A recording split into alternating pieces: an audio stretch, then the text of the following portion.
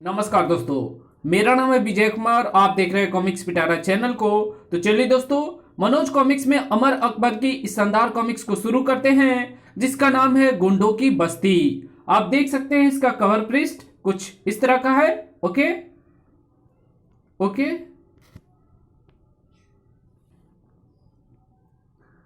State bank की ये शाखा शहर से कम आबादी वाले क्षेत्र में थी। एक दिन सुबह, चाचा जरा माचिस तो दो, सिगरेट पीने की लत डाली है तो माचिस भी खरीदना सीखो बेटा। ठीक है चाचा, आगे से खरीदेंगे, अब तो तुम ही दे दो। अच्छा देता हूं, ये लो। अरे उफ! दूसरे लड़के ने उसकी बंदूक छीन ली और तीसरे ने उसके सिर पर ठोकर मारी। वार खाकर दरबान बेचारा बेहोश हो गया। ये तो गया काम से, तुम सीटी बजाकर सिग्नल दे दो। सीटी की आवाज सुनते ही 8-10 लड़के और आ गए। दो लड़कों ने दरबान को उठा लिया और वो सब बैंक में प्रविष्ट हो गए। बैंक के भीतर कोई अपनी जगह से नहीं हिलेगा, सब लोग अपने हाथ ऊपर उठा लें। अगले दिन के समाचार पत्रों में समाचार छपा, नौजवान लड़कों ने बैंक लूटा, 1 लाख रुपए ले गए। उसी दिन विदेशी पर्यटकों का एक दल शहर से बाहर पुराने खंडहरों में पिकनिक मना रहा था। अचानक पकड़ लो, एक भी जाने ना पाए, छीन लो सब कुछ। Help help, set up. उसी रात शहर से बाहर एक पेट्रोल पंप पर भी लड़कों ने हंगामा किया। इस तरह शहर में घटनाओं का तांता सा लग गया। पुलिस परेशान थी, आखिर ये सब क्या हो रहा है? कौन है ये लड़के? हम उन्हें पकड़ क्यों नहीं पा रहे हैं? हम पूरी कोशिश कर रहे हैं सर, शहर के नौजवान लड़कों से पूछताछ चल रही है। केवल पूछताछ से ही काम नहीं चलेगा, शहर में गश्त बढ़ा दो, जहां कहीं भी 2-4 नौजवान इकट्ठे घूमते नजर आए उन्हें गिरफ्तार कर लो। Yes sir. तभी इंस्पेक्टर प्रधान भीतर प्रवेश हुआ। मुझे याद किया जा रहा है? लीजिए, शैतान को याद किया और शैतान हाजिर। आज तुम कुछ भी कह लो, मैं नाराज नहीं होऊंगा। आओ इंस्पेक्टर शर्मा, बैठो। आज तो जरूर कोई खास बात है इंस्पेक्टर प्यारे, तो तुम्हारे मुंह से फूल झड़ रहे हैं, वरना तुम तो मुझे देखते ही बिदक जाते हो। आज मैं बिदकने नहीं, बल्कि तुम दोनों से मदद मांगने आया हूँ। शहर के हालात बिगड़ते ही जा रहे हैं। हाई कमान ने उन सिर फिरे नौजवानों का केस मुझे सौंप दिया है। इसी सिलसिले में मुझे तुम दोनों की सहायता चाहिए। अरे, हम तो तुम्हारे लिए जान भी दे सकते हैं इंस्पेक्टर प्यारे। तुमने उन घटनाओं के विषय में अब तक क्या जांच की है प्रधान? मैंने अब तक जो जांच की है उससे 2 बातें सामने आई है। पहली बात तो स्पष्ट है, इन सारे हंगामे के पीछे कम आयु के लड़के काम कर रहे हैं। इससे मैंने अनुमान लगाया है कि शहर में किसी स्थान पर कोई भयानक साजिश तैयार की जा रही है और इस साजिश को तैयार करने वाला कोई बहुत ही चालाक इंसान है, जो नौजवान लड़कों को बहकाकर उनसे भयानक अपराध करा रहा है। किसी ने नौजवान लड़कों का पूरा गिरोह बनाया है, जिसके पीछे कोई गहरा राज है। मेरी अब तक की भागदौड़ से मैं केवल इतना पता लगाने में सफल हो पाया हूं कि इस साजिश का हेडक्वार्टर पुराने शहर की घनी आबादी वाले क्षेत्र में है। नौजवान लड़कों का ये गिरोह उसी क्षेत्र में तैयार किया जाता है और जो व्यक्ति उन्हें तैयार कर रहा है वो चीफ के नाम से मशहूर है। चीफ का असली नाम कोई नहीं जानता, उसे किसी ने देखा भी नहीं है। तो तुम्हें चीफ के बारे में कैसे पता चला? मेरे मुखबिरों ने मुझे सूचित किया है, लेकिन उनकी सारी सूचनाएं अधूरी है। मगर उन अधूरी सूचनाओं के आधार पर ही मैंने एक योजना तैयार की है और उसी योजना को पूरा करने के लिए मुझे तुम दोनों की मदद चाहिए। क्या करना चाहते हो तुम? मैं अकबर को उन नौजवान गुंडों के दल में शामिल कराना चाहता हूं। क्यों भाई, क्या मेरी शराफत तुम्हें पसंद नहीं? अगर मैं गुंडा बन गया तो? प्लीज अकबर, मैं प्रार्थना करूंगा कि तुम गंभीरता से मेरी बात सुन लो। मैं बहुत परेशान हूं, इसलिए तुम लोगों के पास आया हूं। ओके इंस्पेक्टर, तुम अपनी पूरी योजना बताओ प्रधान। अमर, मैं सचमुच अकबर को गुंडा के उस इलाके में भेजना चाहता हूँ। अकबर के शरीर की बनावट ऐसी है कि यह 18-20 वर्ष का मोटा ताजा लड़का दिखाई देता है। मैं इसे बेकार और आवारा लड़का बनाकर उस क्षेत्र में भेजना चाहता हूं, ताकि ये उस क्षेत्र के लड़कों से दोस्ती करके उनके गिरोह में शामिल हो सके। अगर ये उस गिरोह का मेंबर बन जाए तो आसानी से हम उसके लीडर तक पहुंचने में सफल हो सकते हैं। योजना तो अच्छी है, लेकिन अकबर, इस काम में खतरा बहुत है। वो बहुत खतरनाक गिरोह है।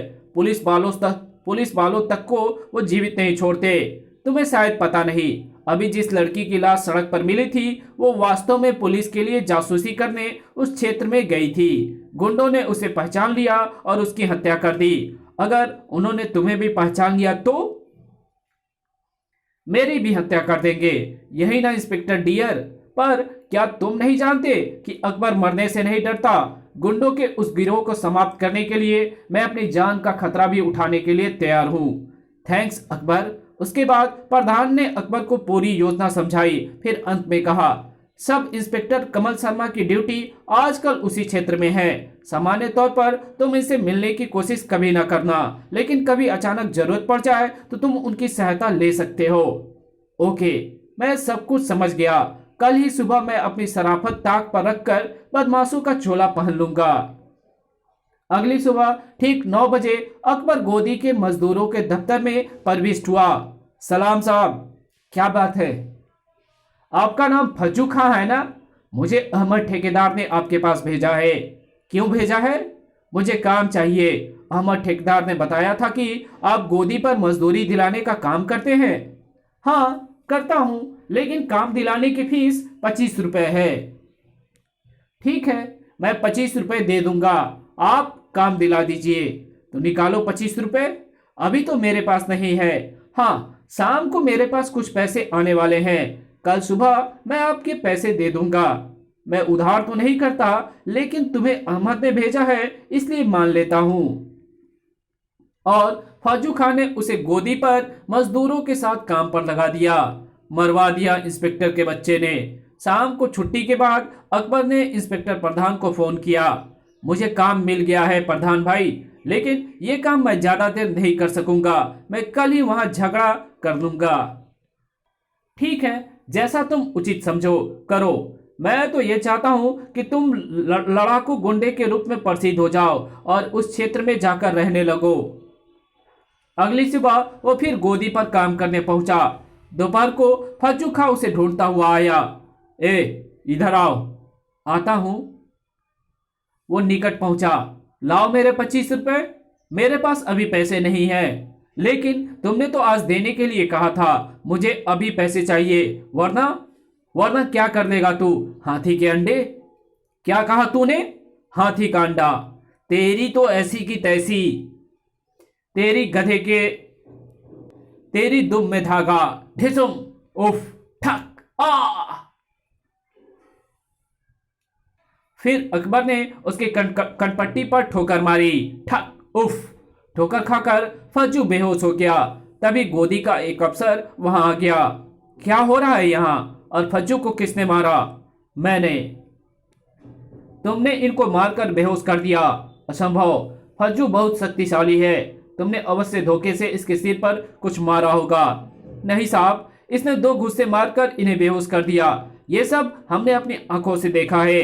फिर तो तुम असाधारण व्यक्ति हो। खैर, मैं यहाँ हंगामा नहीं चाहता, इसलिए तुम फज्जू के होश में आने से पहले यहाँ से चले जाओ। मेरा हिसाब कर दिया जाए, मैं चला जाऊंगा। अपना हिसाब लेकर वो गोदी से निकल आया। अब गुंडों के क्षेत्र में जाकर काम और रहने के लिए मकान तलाश करता हूँ। अगर किसी ने मेरे विषय में पूछताछ की तो उसे गोदी के मजदूरों से पता चल जाएगा कि मैं कैसा आदमी हूँ। वो शहर के पुराने क्षेत्र में प्रवेश हुआ तो उसके हाथ में एक टीन का बक्सा भी था। घर घर जाकर बात करनी होगी। एक घर के दरवाजे पर पहुंचकर, भाई साहब, मुझे किराए पर मकान की जरूरत है। तो मैं क्या करूं? मेरे पास मकान नहीं है, आगे जाओ। दूसरी जगह भी कुछ ऐसा ही जवाब मिला। भागो यहां से, सूरत से ही जेब कतरे लगते हो। मकान चाहिए। शाम तक वो मकान की तलाश में घूमता रहा और लोग उसे धुतकारते रहे। अंत में जब वो एक घर के सामने पहुंचा, लाइए, मैं आपकी मदद करता हूं। अकबर बाल्टी उठाकर दरवाजे तक पहुंचा। अंदर तक छोड़ाऊं माओ जी? अंदर तक छोड़ाऊं माँ जी? बस यहीं रख दो बेटा, तुम बहुत भले लड़के हो, लेकिन मैंने तुम्हें यहाँ पहली बार देखा है। मैं यहाँ नया हूँ माँ जी, मुझे रहने के लिए मकान चाहिए, क्या आप मेरी मदद कर सकती हैं? मकान? अरे हाँ, एक कमरा है। यहाँ से कुछ दूर एक बिल्डिंग में मेरी मित्र रहती है। वो अपने फ्लैट का एक कमरा किराए पर देना चाहती है। तुम उसके परिवार के साथ रह लोगे? रह लूंगा माँ जी, आप मुझे वो कमरा दिला दीजिए, आपकी बड़ी मेहरबानी होगी। इसमें मेहरबानी की क्या बात है? तुमने मेरी मदद की, इसलिए मुझे भी तुम्हारी मदद करनी चाहिए। मैं तुम्हें अपने मित्र के लिए खत लिख देती हूँ, तुम सुबह को जाकर उससे मिल लेना। बुढ़िया से खत लेकर अगली सुबह अकबर उस पते पर पहुंचा। नौजवान लड़के, शायद मैं सही जगह पर आ गया हूँ। सूरज, सदन बिल्डिंग यही है? यही है। क्या यहाँ चोरी करने आए हो? मैं सूरज से चोर लगता हूँ क्या? चोर तो नहीं, हाँ उठाई गिरी जरूर लगते हो। अच्छा ठीक है, मुझे ऊपर जाना है, रास्ता छोड़ो। और अगर ना छोड़े तो? तभी सीढ़ियों के ऊपर से एक व्यक्ति उतर कर आया। रावत, मैंने तुमसे 50 बार कहा है कि रास्ता रोक कर ना बैठा करो, उठो यहां से।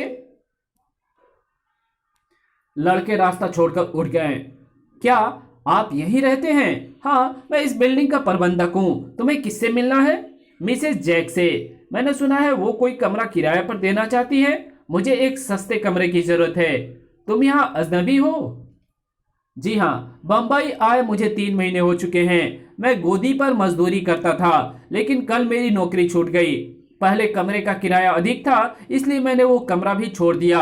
अब मुझे नौकरी और घर दोनों चाहिए। मेरा नाम जिम्मी है। मेरा नाम बालन है। मिसेस जैक तीसरी मंजिल पर रहती हैं, जाकर मिल लो। धन्यवाद। मिसेस जैक खत पढ़कर कहा, तुम्हें कमरा मिल जाएगा। ये दोनों मेरी बेटियां हैं। मेरा एक बेटा भी है, उसका नाम जैकी है। तुम हमारे साथ रह सकोगे? रह लूंगा मम्मी, मुझे तो केवल सिर छुपाने के लिए जगह चाहिए।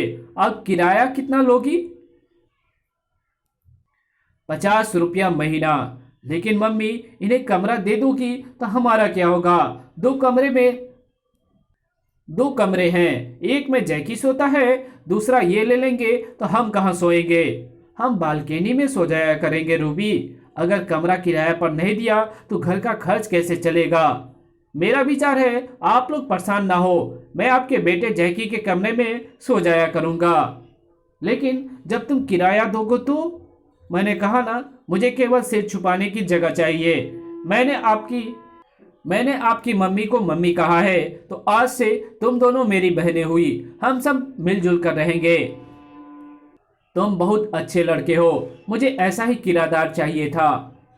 उसी दिन शाम को अकबर ने इंस्पेक्टर प्रधान को फोन किया। मेरा विचार है मैं ठीक जगह पहुंच गया हूं इंस्पेक्टर प्यारे। इस बिल्डिंग में 8-10 लड़के रहते हैं जो सूरत से ही गुंडे लगते हैं। मेरी मकान मालकिन का लड़का जैकी भी आवारा है। मेरी उससे भेंट हो चुकी है और मैं उससे दोस्ती करने की कोशिश कर रहा हूँ। वो शायद आजकल कराटे की ट्रेनिंग ले रहा है, क्योंकि मैंने उसे प्रैक्टिस करते देखा है। फिर तो तुम सही जगह पहुंचे हो जैकी। जैकी पर नजर रखो। यही मेरा भी ख्याल है। वैसे एक दिलचस्प बात यह भी है, जैकी ने अपने कमरे की दीवार पर कोयले से लिख रखा है कि ये दुनिया हम युवकों की है, हम इस पर अधिकार करेंगे। इसका अर्थ हुआ जैकी का संबंध उसी गिरोह से है। तुम सावधान रहना। मेरी चिंता ना करो प्यारे। अच्छा, अब मैं फोन बंद कर रहा हूं, कल इसी समय फिर रिपोर्ट करूंगा। कुछ देर बाद वो उसी क्षेत्र के एक टी स्टॉल पर चाय पी रहा था कि रावत और उसके साथी लड़के वहां आ गए। आजकल इस इलाके में अजनबी कुत्ते आने लगे हैं, टांगे तोड़कर भगा दो। ये मेरे बारे में बात कर रहे हैं। टांगे तो तोड़ने ही पड़ेगी। अगर समझदार होगा तो पहले ही पता चल जाएगा, वरना इस क्षेत्र में अपना रौब जमाने के लिए मुझे रावत से लड़ना चाहिए। ये उन लड़कों का लीडर है। मैंने इसे पीट दिया तो धाक जम जाएगी, लेकिन आज नहीं फिर कभी। ये सोचकर वो चाय पीकर उठा और टी स्टॉल से बाहर निकल आया। उसी रात जब वो जैकी के कमरे में सोने के लिए लेटा, जैकी, ये तुमने दीवार पर क्या लिखा हुआ है? ये हम नौजवानों का नारा है। दुनिया को इस समय नौजवानों की जरूरत है। क्यों? मेरा मतलब है, नौजवान दुनिया के लिए क्या करना चाहते हैं? बस कुछ करना चाहते हैं, बहुत कुछ करना चाहते हैं। सबसे पहले तो हम अपनी गरीबी दूर करना चाहते हैं। भला तुम कराटे सीखकर गरीबी कैसे दूर कर लोगे? गरीबी ताकत से दूर की जाती है और कराटे भी ताकत का ही एक अंग है। और अब तुम चुप चुप करके सो जाओ। मुझे अधिक बातें करने की आदत नहीं है।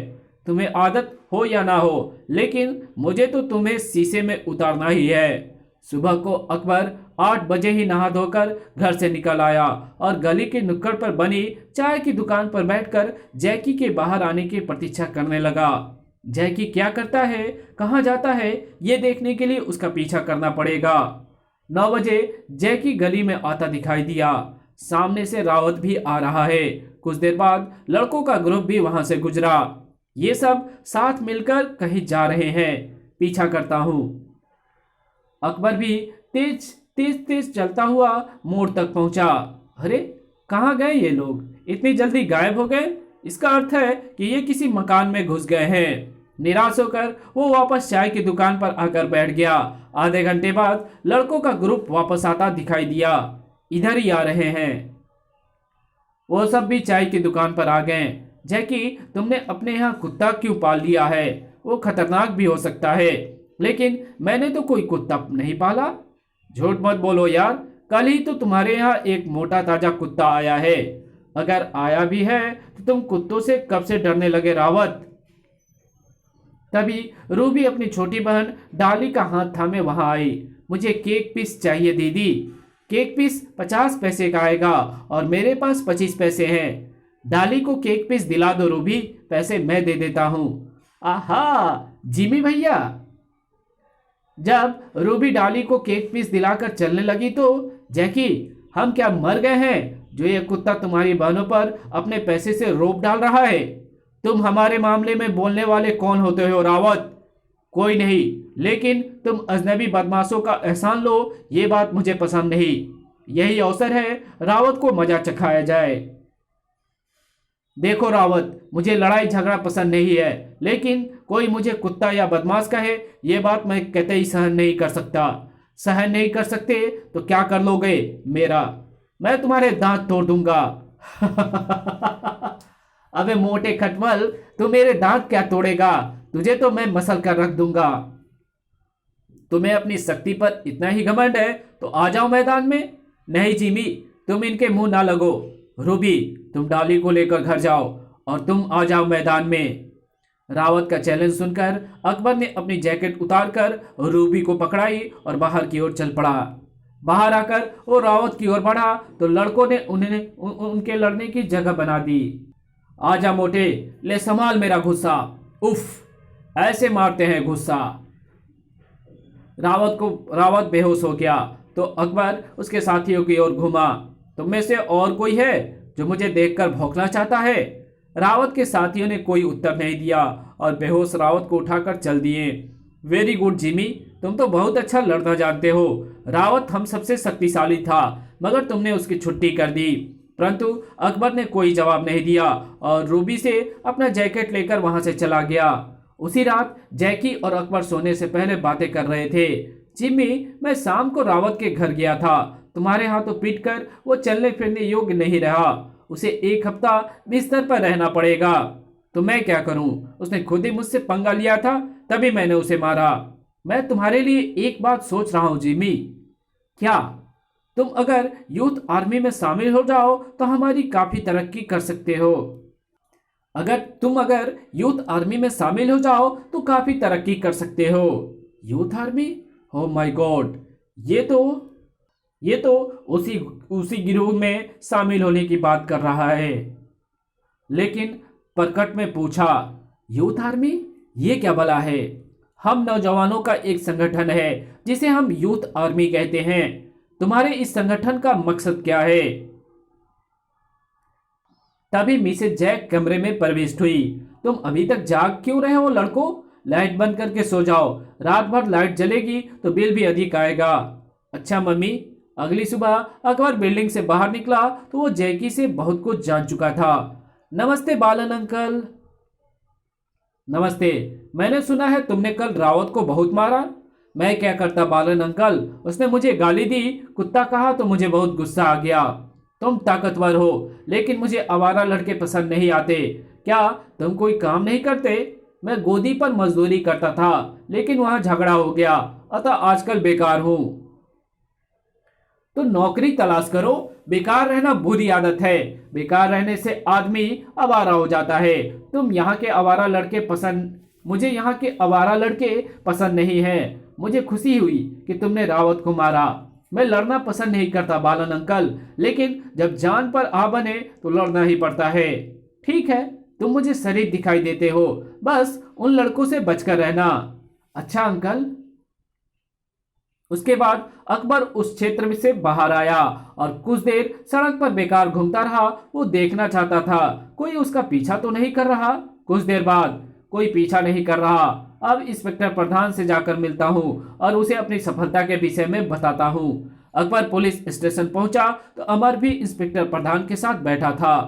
आओ आओ मोटे भाई, कहो क्या खबर लाए हो? खबर सुनकर उछल पड़ोगे प्यारे। पहले मुझे ये बताओ कि तुम्हें वहां कोई खतरा तो नहीं है? मुझे हर समय तुम्हारी चिंता सताती रहती है अकबर। चिंता की कोई बात नहीं है, फिलहाल मुझे कोई खतरा नहीं है। तुम खबर क्या लाए हो?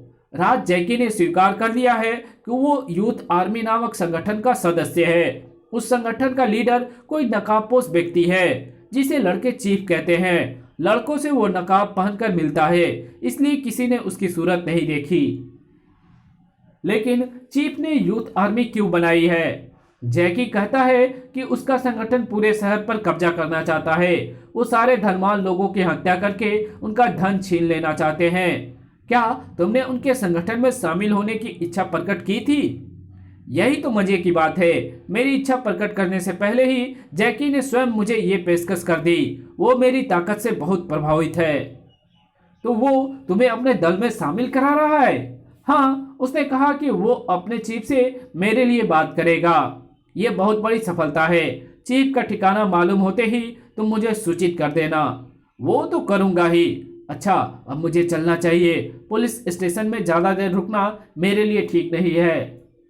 तुमने यहाँ आते समय अच्छी तरह चेक कर लिया था ना कि कोई तुम्हारा पीछा तो नहीं कर रहा? हाँ, किसी ने मेरा पीछा नहीं किया। अच्छा, अब मैं चलता हूँ, सावधान रहना। Okay, good luck. अकबर के जाते ही अमर भी उठ खड़ा हुआ। तुम कहाँ चले? मुझे अकबर की चिंता है प्रधान। शत्रु बहुत खतरनाक है, इसलिए मैं अकबर की अपने ढंग से निगरानी करना चाहता हूँ। उधर अकबर पुलिस स्टेशन से बाहर आकर कुछ देर यूं ही इधर उधर घूमता रहा। फिर अब चलकर जैकी को तलाश करता हूँ, शायद वो आज सुबह चीफ से मिला हो। जब वो अपने कमरे में जाने के लिए बिल्डिंग की सीढ़ियों पर चढ़ रहा था तो तुम्हें चीफ ने बुलाया है जैकी। वो रुककर सुनने लगा। चीफ? शायद कोई जैकी से बात कर रहा है। कहाँ बुलाया है? पुरानी जगह पर। मैं अभी चीफ से मिलकर आ रहा हूँ। वो वहाँ अकेले हैं और तुम्हारी प्रतीक्षा कर रहे हैं। तुरंत चले जाओ। अच्छा, मैं अभी जाता हूँ। मुझे भी चीफ से जिम्मी के बारे में बात करनी है। जैकी चीफ से मिलने जा रहा है, मैं उसका पीछा करूंगा। और अकबर तुरंत सीढ़ियां उतरकर गली के नुक्कड़ पर जा खड़ा हुआ। बहुत सावधानी से पीछा करना होगा। कुछ देर बाद जैकी गली से निकलकर आया और एक तरफ को चल दिया। अकबर ने कुछ दूरी रखकर उसका पीछा करना आरंभ कर दिया। लगभग 20 मिनट तक जैकी विभिन्न रास्तों पर पैदल चलता रहा। फिर एक बंगले के गेट में प्रविष्ट हो गया। वो बंगले के भीतर जा रहा है, शायद यही चीफ का अड्डा है। 10 मिनट भीतर रुककर जैकी वापस आ गया। जैकी वापस जा रहा है। चीफ बंगले में है और शायद अकेला है। क्यों ना मैं खुद ही उससे निपट लूं। प्रधान को फोन करके जाऊंगा तो इस बीच चीफ बंगले से निकलकर जा सकता है। जैकी नजर से ओझल हो गया तो अकबर बंगले के गेट में प्रविष्ट हो गया। एक छोटा सा रिवॉल्वर उसके कपड़ों में छुपा हुआ था। वो रिवॉल्वर निकालकर उसने अपने हाथ में ले लिया। मुख्य दरवाजे पर पहुंचकर उसने घंटी बजाई। 1 मिनट बाद दरवाजा बहुत जोर से बाहर की ओर खुला और खुलने के साथ ही नीचे गिरते ही उसने दरवाजा खोलने वाले की ओर देखा।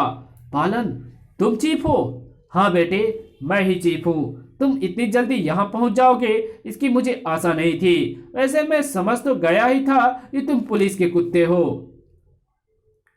अचानक अकबर उछलकर खड़ा हुआ और उसने बालन के मोटे पेट में सिर की टक्कर मारी। लेकिन लेकिन बालन पर उस शक्तिशाली टक्कर का कोई प्रभाव नहीं हुआ।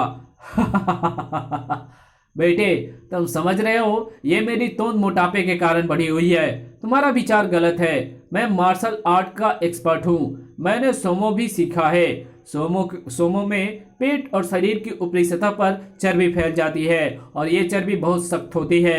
उस पर चोट का प्रभाव नहीं होता। और अब जरा मेरा यह हाथ संभालो। आ! कुछ क्षणों के लिए अकबर बेहोश सा हो गया। जब उसे होश आया तो वो कमरे के अंदर था।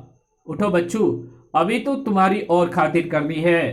अकबर ने उठकर उस पर एक बार फिर हमला किया, लेकिन उफ, मैं रावत नहीं हूं बच्चे। अकबर को पीड़ा से छटपटाता देखकर बालन ने एक ठहाका लगाया। तुम मुझसे टक्कर लेने आए थे? रावत को पीटकर तुमने समझ लिया था कि तुम बहुत बड़े तीसमार खां हो बच्चू। मुझे तुम पर पहले ही संदेह हो गया था, क्योंकि रावत लड़ाई में ट्रेन था और उसे कोई ट्रेन व्यक्ति ही पीट सकता था। तुमने उसे पीट दिया तो मैं समझ गया कि तुम पुलिस के जासूस हो। गोदी पर मजदूरी करने वाला मजदूर रावत जैसा शक्तिशाली और ट्रेन व्यक्ति को कभी नहीं पीट सकता था। मुझे तुम पर संदेह हो गया था, इसलिए मैंने जैकी को बुलाकर आदेश दिया था कि अपनी माँ से कहकर तुरंत तुम्हें अपने मकान से निकलवा दे, मगर तुम कुछ ज्यादा ही तेज निकले और यहाँ तक आ पहुंचे। अब यहाँ आने का मजा भी चखो। ये लो, ठक। मुझे यहाँ अकेले नहीं आना चाहिए था। मैं इस दैत्य का मुकाबला नहीं कर सकूंगा। मुझे पुलिस के कुत्तों से सख्त घिरना है। पहले भी 3-4 को मैं कुत्तों की मौत मार चुका हूँ, अब तुझे भी मारूंगा। आज रात तेरी लाश भी सड़क पर पड़ी मिलेगी। तू यूथ आर्मी को तोड़ने आया था, चीफ को पकड़ने आया था। ये ले, तड़ाक। फिर जैसे ही बालन ने तीसरी ठोकर मारने के लिए पांव उठाया, उसी क्षण धड़ाम। अरे अमर! अगले पल अकबर चिल्लाया, अमर सावधान, ये बहुत खतरनाक है। मैं इसकी बातें सुन चुका हूं, तुम चिंता ना करो, मैं इससे निपट सकता हूं। तो एक और कुत्ता आ गया। तो एक और कुत्ता आया है दूसरे कुत्ते की मदद करने। अब तुम मुझसे क्या निपटेगा? ले संभाल। बालन अपनी ही झोंक में नीचे जा गिरा। उसके गिरते ही बिजली की सी फुर्ती के साथ अमर ने उसकी कनपट्टी पर बोर्ड की ठोकर मारी। आई! अमर ने उसे संभलने का अवसर ही नहीं दिया। आऊ! चट चट! इस चोट के बाद बालन उठने योग्य नहीं रहा। तब बालन को छोड़कर अमर ने अकबर को सहारा देकर उठाया। आप यहाँ कैसे पहुंच गए? मैं पुलिस स्टेशन से ही तुम्हारा पीछा कर रहा था। जब तुम इस मकान में प्रविष्ट हुए तभी मैं समझ गया था कि तुम कोई मूर्खता करने जा रहे हो। तुम्हें यहाँ अकेले नहीं आना चाहिए था। मुझे भी बाद में इस बात का एहसास हुआ था। बहरहाल आपने आकर मुझे बचा लिया है, उसके लिए शुक्रिया। ये व्यक्ति बालन ही यूथ आर्मी का चीफ था। ये व्यक्ति बालन ही यूथ आर्मी का चीफ है। यहाँ फोन होगा, मैं जाकर प्रधान को बुलाता हूँ। कुछ ही देर बाद प्रधान पुलिस पार्टी सहित वहां पहुंच गया। अमर, मकान की तलाशी लेने पर हमें यूथ आर्मी के सारे मेंबरों के नाम और पते मिल गए हैं। अब सबको गिरफ्तार कर लिया जाएगा। चलो, झगड़ा खत्म हुआ प्रधान। अब तो तुम्हें अकबर को उस्ताद मान लेना चाहिए। इसी ने तुम्हें इतने बड़े अपराधी तक पहुंचाया है। ठीक है, मैं आज से इस मोटे को अपना गुरु मानता हूं। धन्यवाद गुरुजी। छोड़ो यार, तुम्हारा तो गुरु बनकर भी मैं घाटे में ही रहूंगा। जानते हो आज कितनी मार खानी पड़ी है तुम्हारे लिए। मार खाना भी सेहत के लिए अच्छा होता है मेरे भाई। ठीक है, अब अपना उपदेश मत झाड़ो, अपने अपराधी को संभालो, मैं चलता हूँ, मुझे अपनी चोटों की मरहम पट्टी करानी है। इसी के साथ ये कहानी यही खत्म होती है। मिलेंगे आपसे एक और नई कॉमिक्स में, तब तक के लिए बाय। अगर वीडियो अच्छी लगी तो इस वीडियो को लाइक कर देना, चैनल पे नया तो चैनल को सब्सक्राइब जरूर कर देना, और जहां इस वीडियो की जरूरत हो वहां इसको शेयर जरूर कर देना। और मेरे दूसरे चैनल डिवाइन टेक्नोलॉजी को जरूर से सब्सक्राइब करके रखो, उस पर जल्द ही नई वीडियोस आने वाली है। Thanks for watching my videos.